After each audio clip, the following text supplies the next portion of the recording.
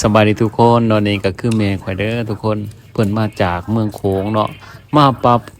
ก็เอาปลามาให้ลูกกินเนาะเพิ่นกินฮอดลูกเนาะคือข่อยนี่บ่ได้เห็นแม่นี่เพิ่น2-3 ปีแล้วทุกคนมื้อนี้แม่ก็มายามเนาะเอาปลามาให้เพิ่นกินฮอดลูกเนาะ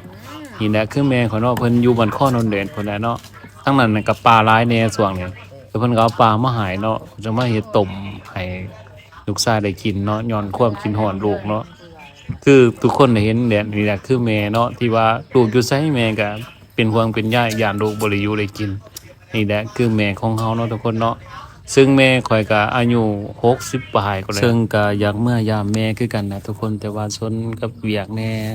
อยากหาเงินแหน่บ่ได้ซ่อมบ้านแปลงเรือนแหน่เนาะทุกคนเนาะก็เลยบ่ได้เมื่อถ้าฟังเบิ่งอยู่นี่มีแฮงหาเงินหาคำใดแหน่จะอยากเมื่อแหน่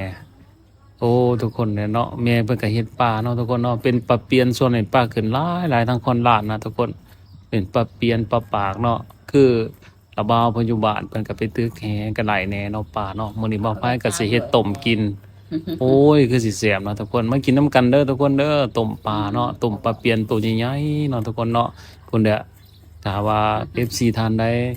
เบิ่งอยู่ก็อย่าลืมเนาะเป็นกำลังใจให้บ่าวไผเนาะช่วยคนละไลค์เด้อทุกคนเด้อกด คนละหลายเนาะเป็นปรับเปลี่ยนเนาะทุกคนช่วงนี้ปลาขึ้นหลายเนาะทุกคนเนาะขอฝากกันแล้วกันเนาะทุกคนเนาะ